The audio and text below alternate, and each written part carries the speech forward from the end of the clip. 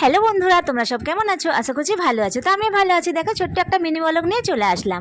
বন্ধুরা দেখো, এটা একটা কাস্টমারের শাড়ি আর ব্লাউজ পিস। আমি ব্লাউজ পিসটা কাটতে বসেছি, আর দেখো শাড়িটাও কিন্তু আমাকে ফলস লাগাতে হবে।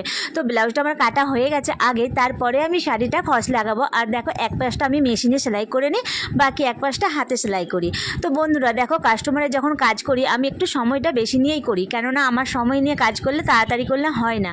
তো বন্ধুরা দেখো, কাস্টমারের যখন জিনিস বানাবো সেটা যদি পারফেক্ট হয় আর যদি তার মনের মতো হয়, তাহলে আমাদের তার থেকে বেশি আর পাওয়া কিছু হয় না। তো কাস্টমারের যদি মনের মতো বানিয়ে দিতে পারি, উনি যদি খুশি হয়, তো সেটাই আমাদের সব থেকে বড় পাওয়া, তাই না বন্ধুরা?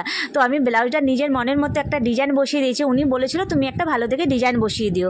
তো আমি দেখো সেই মতো মনের মতো একটা ডিজাইন বসিয়ে দিয়েছি। দেখো, হাতে আর গলার মধ্যে আর লটকানটাও করে দিয়েছি। তো ওনার কাস্টমার খুবই পছন্দ হয়েছে আর আমাকে বলেছে খুব ভালো হয়েছে। উনি পরেওছে। দেখো বন্ধুরা, ফাইনাল লুকটা কেমন হয়েছে কমেন্টে অবশ্যই বলো। টাটা বন্ধুরা, বাই।